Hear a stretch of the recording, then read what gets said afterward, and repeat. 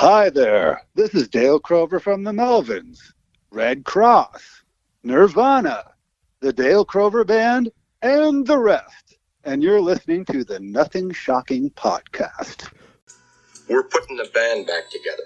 The numbers all go to 11. I'm talking about bands that rock. Led Zeppelin. What about Sabbath? AC/DC. Motorhead. Does that mean it's louder? Is it any louder? Well, it's one louder, isn't it? We're not worthy! We're not worthy! Why don't you just make 10 louder and make 10 be the top number and make that a little louder? These go to 11. I get up off the ground and raise my head. Days like this, think I should be dead. One for Satan, two for me. Let's cheat the devil, it's fun, don't you agree? Welcome to the Nothing Shocking Podcast. I'm your co-host, Jeff Untied, and with me in Dog Bowl Studios is Coach Nez. You can find the Nothing Shocking Podcast on Libsyn or anywhere you find podcasts. Like our Facebook page or follow us on Twitter at NoShockPod. You can also find the Nothing Shocking Podcast on Rock Rage Radio every Tuesday night at 10 p.m. Central Time. Our sponsor is Ragged Records, located in downtown Rock Island, Illinois, soon to be coming back to downtown Davenport, Iowa. We would like to thank the Hong Kong Sleepover for allowing us to use their music for our intro and bumper ending. Tonight's guest is Dale Crover of the Melvins and Nirvana. And he's presently promoting a new solo album, Rat-A-Tat-Tat. Yeah. And with the Melvins, they just had 2021 release, Working with God. Fantastic album. Just bought it last week. Yeah, I'm going to go look for that one this weekend. I bought it before you did, so there's no more left in the Quad Cities. So, but what a fantastic guest! A very interesting talk. Talks about a lot of different things with us. I just can't say enough about the interview. And we talked a little bit about the Melvins have come here to town, to the Rock Island Brewing Company, a couple of times, and we will hopefully get to go see them again someday. Let's get to this interview. All right, good night. Good night.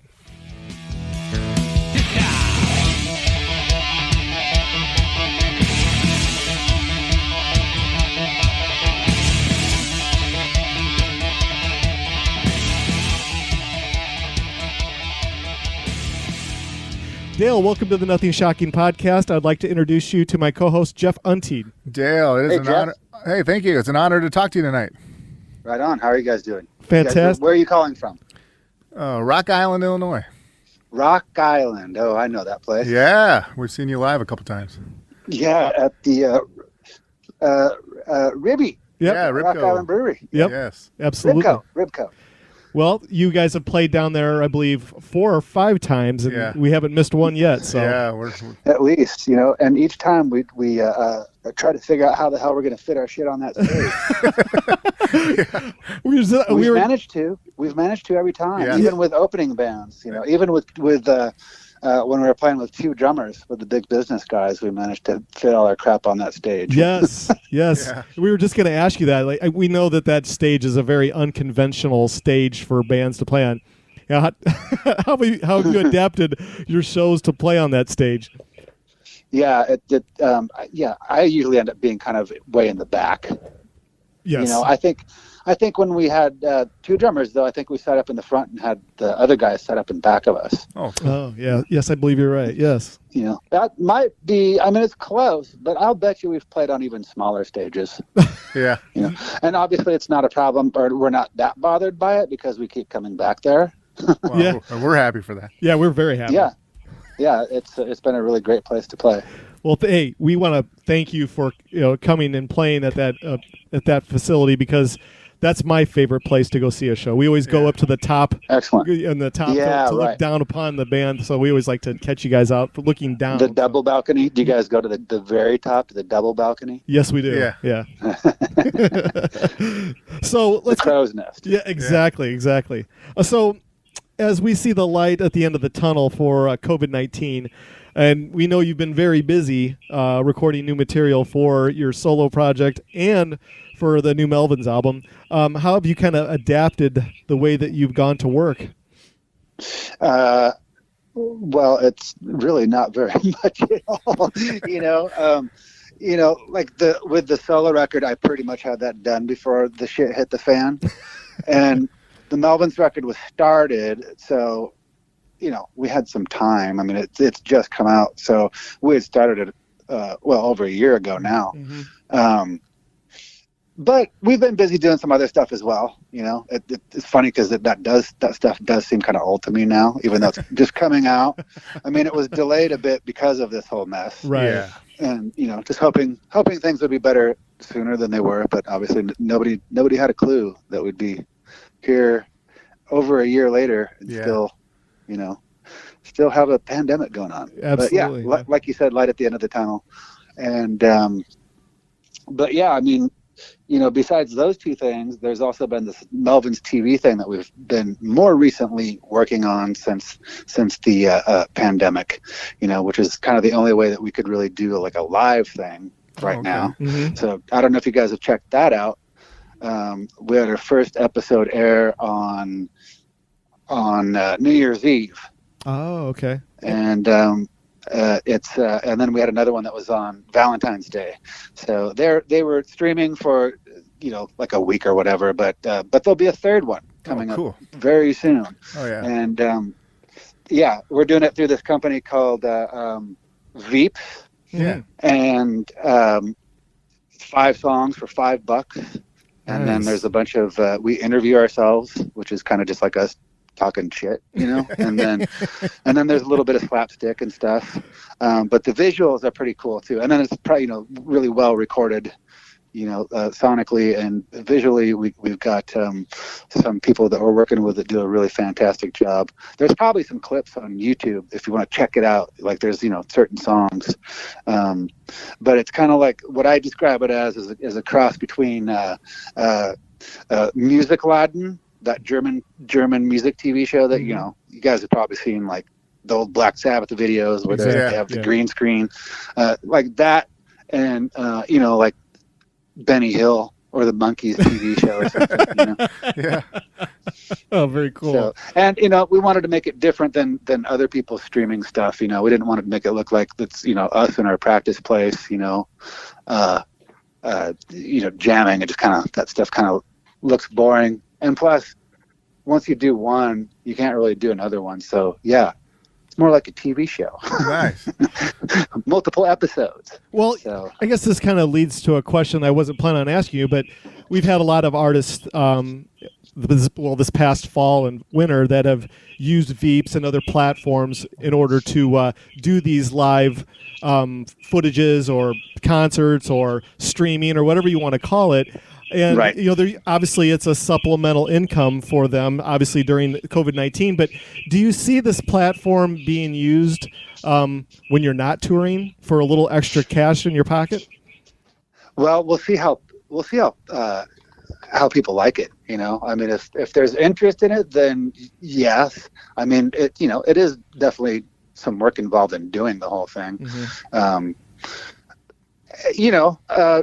I'm sure if there's interest, we'll do it. As long as we have time too, Yes, absolutely. But I'm sure that we would rather play live shows. Mm-hmm. But it's I guess it's something else that we can do. Mm. Yeah. You released your solo album, Dale Crover, Rat-A-Tat-Tat, in January of 2021 here. Mm-hmm. Can you talk more about the writing process of this album, and how does the writing process differ from your solo work to Melvin's work? Slower, because I work on it when I feel like it, I guess. Mm-hmm. I had my first solo record with Joyful Noise came out in 2017, and then when I was finished with that, I was like, I depleted a bunch of my songs and decided I better start writing more. So I was able to get I guess it took, even with that, like I said, it was done before all this. So, but it was about 3 years of writing songs. And then some of them are older that I've had that were unfinished. And then I would just work on that when there was time. I know I was working on it when, pretty much simultaneously with the Melvins stuff as well. I would be working on stuff on days Melvins weren't there, or I'd be working on stuff and then Melvins would start working on stuff and I'd put it down for a while and then come back to it. So it wasn't all at once. Oh, nice. Did you feel like changing gears, writing and recording solo work opposed to one day doing solo work, then going to Melvin's stuff? Was it a difficult task for you to change gears from going from one project to another? Nah, not really. It's only music. Yeah. After all, yeah. Well, we've talked to a lot of artists that say, hey, sometimes it's a real challenge for me to switch gears like that, and I guess everybody's different, so that's kind of nice to know. Jeff, you got the next question? Yeah. Well, it's just like we're in and out of the studio together all the time. So I might be working on something, and then those guys will come in and we'll start working on something else. So, Excellent. Yeah, but I mean, we work fairly quickly, and even when we're doing stuff, I mean, sometimes we'll just work on stuff for a couple hours a day, record one song and then finish it later. Okay, gotcha. We kind of have that luxury of doing things that way nowadays because we have our own studio, and things are cheaper, it's cheaper to record, and all those things. Excellent. Now, did you find that it's easier to work on a song and come back to it, or do you need to complete it? It depends. I mean, that's how I do it with my thing, just because I'm like, I'll play it for a while and then get bored. Yeah. I'll come back to this later, But, like with Melvin stuff, if it's, that's just me by myself. But then if I'm playing with Buzz, then we can sit in there and finish something relatively quickly. Or even, we practice at the studio. So if we're working on a song, we'll get it to where we think it's pretty good, play it about 5, 6, 7, 8 times, and then once it sounds like something, we'll start to record it. So we get it, Yeah. Oftentimes doing it that way, I'll be able to nail it really quick because I won't have any I won't have like all these set ideas. Everything's fresh or whatever, and it's not like I've worked on something and I've got it where I want it, where I'm playing the same thing every time. Yeah. So that's kind of cool. It's different than the way that we used to work. It used to be where we would have to write songs and get them well rehearsed before paying a bunch of money to go in the studio, where we only had a week. Yeah. On your new record, on your solo record, now you sing and you are you playing the drums and the bass, or is there anybody else helping you? I sing and I play guitar, and Steve McDonald plays bass. He played bass on every song except one. I didn't play any bass on this record. I played some on the last one, but the other song would be my friend Dan, who I've played in a band with for a long time called Altamont, and he and I are good friends. He played bass on one song. It was actually supposed to be an Altamont song, but I poached it. Cool. And so Steve McDonald plays most of the bass, and he did an absolutely amazing job. Definitely wouldn't have been the same without him. So I have a live band that I put together after I did the first record, and I have a drummer, and her name is Mindy Jorgensen, and she played drums on a couple of the tracks, but then I made her play saxophone too. One of the reasons I got her to play in the live band is because I knew she played multiple instruments, like she can play bass, guitar, drums. Drums is their main thing, but then and then saxophone. I'm like, oh fuck yeah, we're gonna use that saxophone someplace. Nice. At some point for sure, you're playing saxophones. Yeah. Well, fantastic. So, and then Toshi Kasai, who's the engineer and also plays in the live band, and he plays a bunch of keyboards on the record, and he worked on the last record with me as well, and then he might have done some backup vocals and stuff like that. Oh, and jaw harp. Oh, so cool. I kind of wanted to ask you about working with Steve McDonald. So he worked with you on your solo work, and he's been working with Melvins for years now. How do you compare his style to other bass players that you've had in the Melvins over the years? Because he's a charismatic player, man. Totally. Yeah. I mean, he's a monster bass player, and we've been fortunate enough to play with a lot of great guys. Yes. He's like like Paul McCartney on steroids on the bass. Just kind of how what we and he always has been. It's like, I'm a longtime Red Cross fan, And like the bass playing on that Neurotica record is awesome. Mm-hmm. So he's definitely don't have to tell him what to do at all. I just record a song and hand it to him and go, here you go. And then sometimes he'll go, wait, did I play on that? I'm like, yeah, it took about 4 minutes. So, like, oh, cool, sounds good. My favorite song on the album is Tougher. Is there a story behind that song? Because it caught my ear right away as soon as I heard That's it. the Altamont song, actually. Okay. Oh, all right. Yeah, which I didn't write the music for. I wrote the words for it, and then Toshi wrote that song. It's a fantastic song. Fantastic. Thanks. Yeah. No, wait. Yeah, I don't know.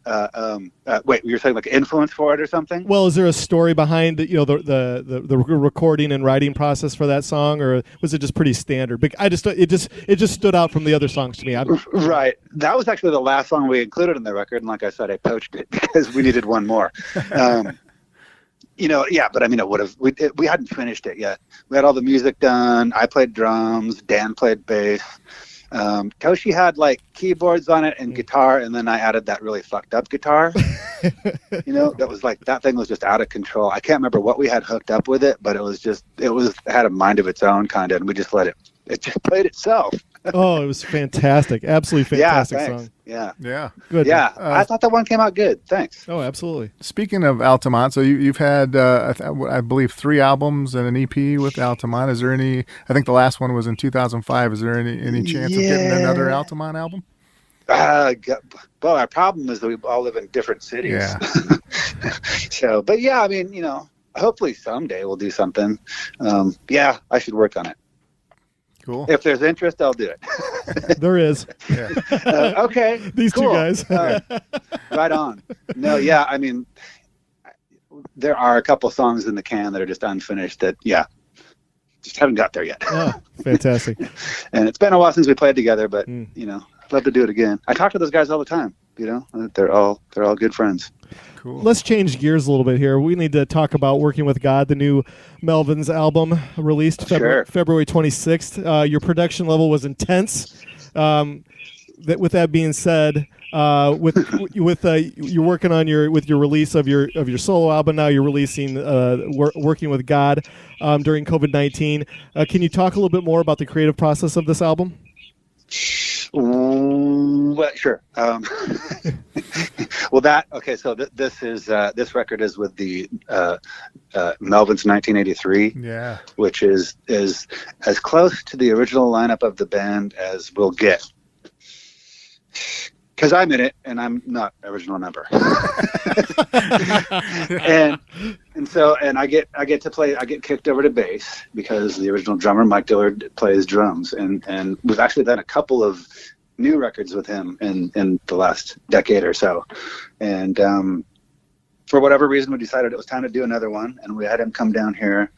Then this was literally right before like everything shut down, and it was kind of like, that point a little over a year ago, it was like, is this real? Is this a bunch of bullshit? And then also he lives up in Washington still, where the band's from, Montesano, Washington. Yeah. And he flew from Seattle, where the pandemic was just kicking off. Yeah. And so he came down for the weekend. We were recording a bunch of songs, and we kind of had everything ready to go song-wise, written with him. Which is different than how I described us working before. Mm-hmm. We had pretty much everything written before he came down, and at least most of the ideas of what we wanted to do, and had him do his drum parts as quickly as possible, because we were all of a sudden in the middle of recording, we were worried that, he might not be able to go home. They might close the airports even. So we got his parts done really quickly and just sent him home. And then we kind of stopped production ourselves for a little bit, and everybody sheltered in place like we were told to do. And eventually, when it felt safe to go back out, then we started getting together and finishing the record. And gosh, I don't know. It seemed like it got done relatively quickly, but I mean, as far as time in the studio, but spread out over a few months for sure. Excellent. Jeff, go ahead and take the next. Yeah. On that new album, I immediately was struck by the first song, a cover of sorts. The I Fuck Around ended up being by the cover of the Beach Boys, with a few words changed. Couple. And that was very surprised. That was a nice song. Oh, right. I think that one came out of like our sound check, mic check song. Yeah. Mm-hmm. It was like one of those inside jokes that's been kicking around for a long time, where we can't remember why it was funny, Well, it worked well. No, I mean, we remember this one. We remember why this one is funny. Obviously, we know why this one's funny. But I like that one. and I mean, also it's like kind of sets the tone for the record. Yes. You know what you're getting. This is and especially that version of the band. It's like that's kind of always been the sense of humor. Mm-hmm. You know what I mean? Like 14-year-old boy sense of humor. Yeah. Well, it's kind of cool because farts are still funny. Farts will forever be funny. Always. Yeah, always. And it's kind of cool because you do that with a couple of the other covers on here. They're not quite covers, but you do that same kind of take, and it's refreshing. It's kind of cool. We're not afraid to look stupid. And definitely, like I said, it has that humor, and we had a pretty good record of not cussing on a record for a long time, and then finally, I can't remember when it was, but it was probably this version of the band. Yeah. Brian the Horseface Goon is my favorite track. Thanks. It just once again, when we write our questions out, we try to, make sure we're listening to the album as we're writing our questions out. And we listen to the albums probably 3 times over again. And then I want to go buy it. Yeah, exactly. Yeah. With that being said, man, that song is a real banger. Can you tell us, can you tell us the story behind that song? That one was, again, kind of one of those inside jokes that we don't know where it came from. But I can tell you that I did write the music for it. Oh, cool. So and I knew that I was writing a song called Brian the Horseface Goon. So, and I'm like, I had that riff for a while, the 2 riffs or whatever. And I'm like, this would be perfect for this version of the band. So, Oh, so cool. That one's really funny. I really like the way it came out. I laugh every time I hear it. But I didn't laugh at all, man. I was like, man, this song rocks. Oh, you didn't laugh. I laugh when he says "goon" and it's like this big, huge, the 808 kick drum sound or whatever the heck it is in the background. Just sounds explosive. Mm-hmm. Yeah. Exactly. Love it. Caddy Daddy. Yeah. That is a big epic sound to it, but it's got also these epic transitions in that song. It sounds like that song took some time to record in the studio. Can you talk a little bit more about that song? That one's. Let me see. Is that the Morally Superior? Is that one? Yes. Yeah. Oh yeah.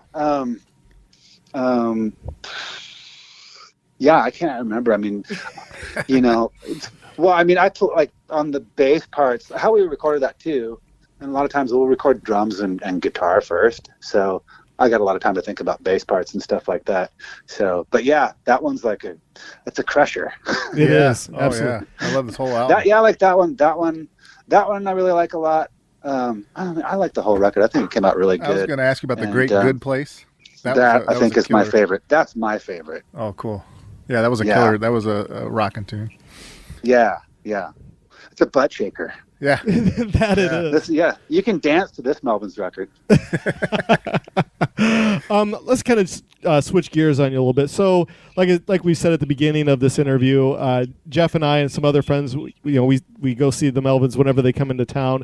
And every time we've seen the Melvins, you always have a different supporting act opening up for you guys. Can you kind of give us a little rundown on, how do you choose who's going to open up for you guys on whatever tour you're on? How does it work? Well, I mean, first and foremost, it's got to be somebody that we like, Mm-hmm. That's usually how it is. Sometimes it's people that we know already. But then there's been a few times where there was bands we didn't know. Like, I'm pretty sure that we came through there with Helms Lee. Yes. Is that correct? Yes, you did. Yeah, we didn't know them before touring with them, but then became really great friends with them. Let me see. I'm trying to think of who else might have played. Well, and then also it's got to be somebody that we can afford, or that'll take what we can give them, which, isn't a whole lot, but, there is that. But I think last time we were there, we got to play with John Spencer, and we probably were able to pay him more, but yeah, I mean, usually it's bands. We'll oftentimes try to pick bands that aren't necessarily, a stoner rock band, I guess, or something that's like super close to us.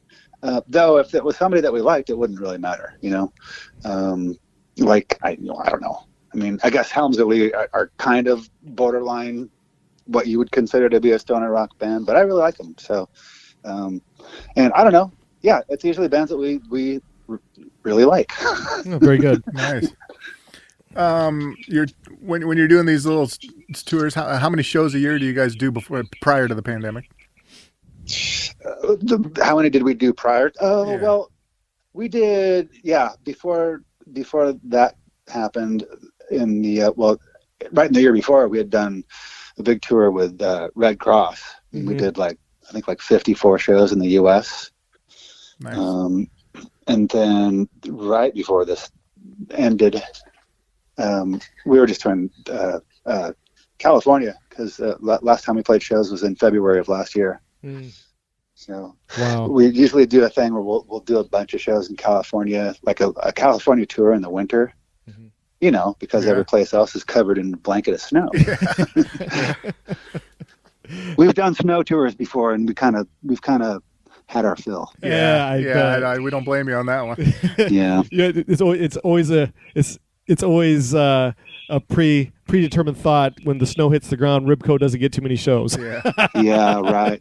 I want to talk about your live show. The body of work that the band has is so massive, and when you're playing your live shows and you have your set list, how do you narrow it down? How do you narrow it down to what you're going to play? I mean, obviously you're going to support the new stuff. Yeah. But yeah, it's usually we'll usually play about, I don't know, 3 or 4 new songs from whatever record we're touring on usually. And then there's some that are kind of staples. I guess there's kind of a rotating rotating songs. Some of the songs that, we might not play all the hits, right. like some like I don't know what I'm saying here. Like we'd probably play Night Goat, and maybe not like another song that's similar to it, like I don't know. You know what I mean? Exactly. Yeah. But it never ceases to amaze me when a band that has so much content. Yeah. Like, where do you even start outside of promoting the new stuff? I'm just like, you know. I mean, and then we'll try to pick some songs that we haven't played in a long time, or sometimes songs that we've never played. But yeah, we'll try to play it as much as we can. Like we kind of break it up into threes, kind of beginning, middle period, and then more current. That's what we're doing. We might have to put it in 4s now. I don't know. Yeah. Do you have a favorite Melvin songs that you play? I really like. Let me think. There's a lot. Yeah. But there's some that are way harder than others, obviously too. But no, I was thinking Sesame Street Meat I really like a lot. That's kind of somewhat new, and that was on the record that we did with Paul Leary and Jeff Pincus from the Butthole Surfers. Yeah. So that one's always fun, and I like opening with that too. It's a good song to open with and warm up on, and it's totally crushing as well. So fantastic. Other than, I don't know. That's what comes to mind anyway. All right, so there's plenty of others. I have, like I said, some are a big pain. like Evil New War God. That one, I have to pay attention the whole time on that one. That I would say that's probably probably our hardest song, at least in the last 10 years or whatever. Yeah. And it puts me on the spot because I have solo spots in it too. All right. Originally it was done with 2 drummers, and I got to cover both parts. I have one more question for you, and then we'll let you go for the night. All right. So this goes back, I don't know how many years ago. Your tour with Le Boucherettes and Terry Genderbender. I think that was the second time I'd seen you guys down at Ribco, and we did, that night, we look back on that night as being like one electric night down at Ribco with both your bands. It just seemed like you guys were both on your A game, and then obviously Terry joined you at the end of the show and sang, I believe, 2 songs with the Melvins. I can't remember what it was, but I'm not sure at that point in the tour what we were doing, but eventually. We were doing the Bikini Kill song "Rebel Girl" with her. Yes, that's what it was. Okay, we did that. Okay, yeah, right. It was fantastic. It was. Yeah. The crowd was so big down there that night that it was. We talk about that show numerous times, and that we had to go meet. It was a bunch of us that went to the show that we kind of all got separated. We all kind of met down at the coffee shop down the road afterwards because it was so hot in there. But anyway. This leads into the next question so 2017, you and Buzz joined forces with Terry Genderbender and Omar Rodriguez-Lopez for the Crystal Fairy album. With that album being the banger that it is, will we ever see another Crystal Fairy album? Necklace and Divorce is my favorite song on that album. Oh, thanks. Yeah, we really liked working with her and making that record, and we're working with both of them, and we thought it was going to be something really cool and special and hopefully successful. But personality-wise, it just wasn't happening, unfortunately. It's a great album. Yeah, man, it was heartbreaking. Without getting too far into it. All I can say is I was all in on it, and I know Buzz was all in on it, and it's unfortunate that it didn't happen. We had big plans. Well, if it's big hopes and dreams, they came crashing down to the ground. Yeah. But, well, if it's I don't think so, but you never say never. Well, if it's just a one-off album, you guys made it a special one, that's for sure.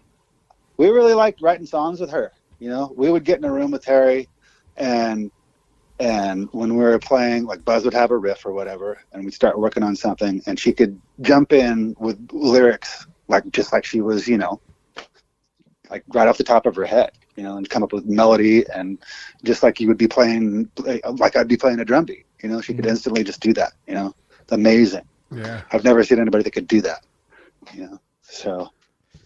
Well. Yeah. I guess we'll say a little prayer every night that you guys will reconvene and give us a second album, because listening to that Crystal Fairy album, and I can probably speak for Jeff on this one too, it kind of left us wanting more. It's so fantastic that I was so looking forward to playing that stuff live and making that whole thing work. It's heartbreaking. It is. Well, a big heartbreaker. We don't want to end on that, but that's too bad. We don't want to end on a heartbreaker. But before we let you go for the evening, is there anything else that you would like to promote or plug before we let you go? Let me think. What's happening? Well, okay, so I mentioned earlier that we're doing the Melvins TV thing. Mm-hmm. I believe the next episode is going to be on 420, dude. All right. So, I don't know when this is airing, but hopefully people will, hear about it and check it out and know it, and it'll surely be the first 2 were totally psychedelic nightmares, so since this 420 thing's happening, you can sure as hell bet it's going to be epic. Well, fantastic. Well, we actually, right on. This is how it's going to work. That until you see us again. Hopefully that's going to be this summer or soon or something. I think it might be a little later, but we'll see. If things go good, keep your fingers crossed. We'll see each other soon. Excellent. So, actually, this is how it's going to work. So that the 420 release of the next live is going to be perfect for you guys, because this will release about 2.5 weeks after tonight, and then we'll make sure we get it to your press people, and then make sure that we'll make sure that she mentions you people give my people a call. We'll work this whole thing out. Absolutely. So, hey, we want to thank you so much for your time. You. And thanks, guys. We missed the Ribco. I hope it's still there when we come back. I know that they had a good friend of ours who passed away, John Hopkins. Don't know if you guys know him. Yep. R.I.P. Big John. He was their sound guy for a while, and we look forward to all getting together and celebrating him and playing some music. Yeah, excellent. Well, we want to thank you again. And like I said, this episode will be available about 2.5 weeks, and we'll make sure that your press people get it. Thank you so much. Yeah. Thank you, guys. Take care. Thank you. All right. Good night. You guys have a good night. Bye-bye. Bye-bye. Thank you for listening. Please write us a review on your preferred podcast platform or send us a message on social media and tell a friend about our podcast. Here's a message from our friends at the Night Demon Heavy Metal Podcast. Welcome to the night. You think you know Night Demon? Then the Night Demon Heavy Metal Podcast is for you. Step into the darkness as we peel back the curtain to give you an unprecedented, all-access look into the mind and the heart of the demon. We're talking band history, song analysis, studio anecdotes, stories from the road. It's everything a diehard Night Demon fan could want and more. This is the only place to learn the inside scoop, the deep dive trivia, the untold tales from the band members themselves and those closest to the Night Demon story. Need more? The sacred Night Demon Crypt will be pried open to reveal demo recordings that have never before seen the light of day, all with in-depth commentary by the band and the people who were there for the writing and recording process. This is a gold mine, a treasure trove of all things Night Demon. Head over to nightdemon.net or wherever you listen to podcasts.